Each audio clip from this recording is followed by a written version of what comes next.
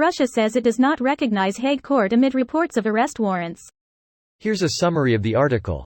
Moscow has said it does not recognize the jurisdiction of the International Criminal Court in The Hague, after reports that the court is expected to seek its first arrest warrants against Russian individuals over the war in Ukraine. "We do not recognize this court.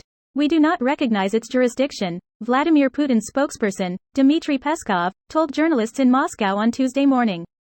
The New York Times and Reuters news agency reported on Monday that the prosecutor at the International Criminal Court would formally open 2 war crimes cases and issue arrest warrants for several Russians deemed responsible for the mass abduction of Ukrainian children and the targeting of Ukrainian civilian infrastructure. If successful, it would be the first time ICC warrants have been issued in relation to the invasion of Ukraine. Reports of imminent arrest warrants come just over a year after the prosecutor Karim Khan opened an investigation into possible war crimes, crimes against humanity and genocide in Ukraine.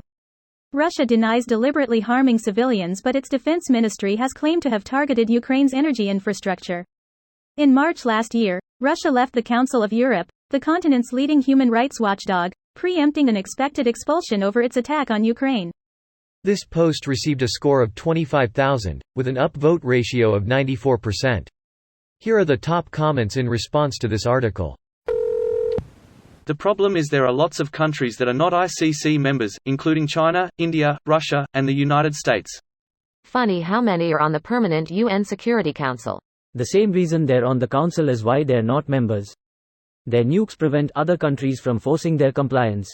The reason they are on the council is because they wouldn't participate at all if there weren't. At this point, I'm pretty sure the US is the only one of these SC members that has any real capabilities. We are watching the paper tigers fall one by one due to the smallest amount of pressure. Meanwhile, the US spent a century fielding multiple wars at all times and only gaining economic activity each war. This is honestly the way to think. Look at the Soviet economy after every small war they waged. Goes to shit. Now the US took a little hit after Vietnam, but not economic at all. Crazy to think wars cause more cultural shifts than economic in the US. It's the scale, and the fact that we don't have any continental enemies. I'd die for my homies north and south of us. In fact, the US has really blanketed the North and South American countries for so long it's a shame we fucked with their governments to do it lol. I wish more South American countries were prosperous. It's a shame what's happening in Venezuela and Colombia but what can you do? Not fund and arm their drug cartels. Insurrections and rebellions would be a good starting point. Legal drug supply lines is the only way to stop illicit drug supply lines. At least based on the results of America's war on drugs, it made zero progress and did nothing for the opioid epidemic. Legal THC has done way more and is profitable for everyone involved. Consumers don't risk legal fees, tax revenue from legal sales.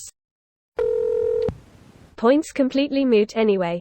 Article 61.1 of the Russian Constitution forbids the extradition of a Russian citizen from Russia, so they wouldn't turn anyone over even if they did recognize The Hague. Makes leaving Russia way more stressful and difficult for them, though. That's still the case though. If I'm wanted by the ICC as an American, I'm safe here, but unless the country I visit has some arrangement with the US, I am not safe in a country that is party to the ICC.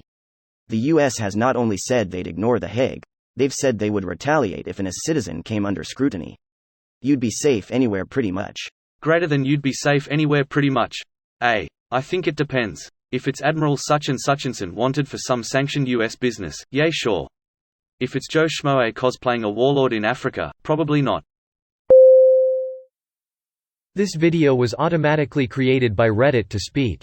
The article and comments in this video were selected from Reddit according to their upvotes, and any paraphrasing was performed by smmry.com, without any human intervention.